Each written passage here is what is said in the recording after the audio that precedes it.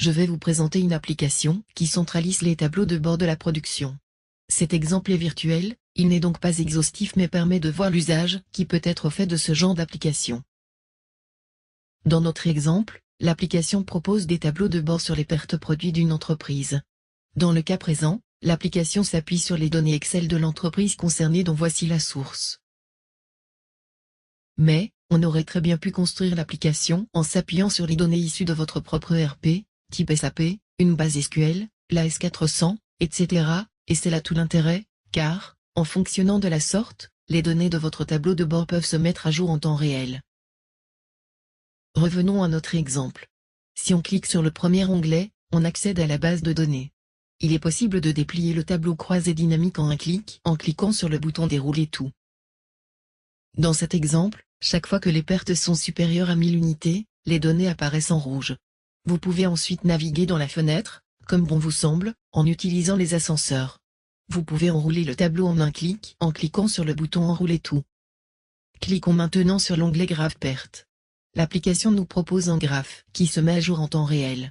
Vous pouvez déplier le tableau comme bon vous semble, puis, cliquez sur le bouton Mise à jour pour que le graphe se rafraîchisse. Par un clic droit sur votre souris, il est possible de cacher des données. Cachons par exemple données à trier, puis mettons à jour le graphe. Pour faire réapparaître les données cachées, il suffit de faire l'opération inverse.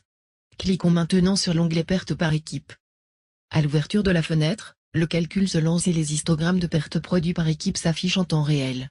Une analyse rapide des données que nous avons sous les yeux montre que deux équipes connaissent très peu de pertes produits, l'équipe numéro 5, mais c'était une équipe de nuit, dissoute début 2011, ce qui explique son taux de perte très bas.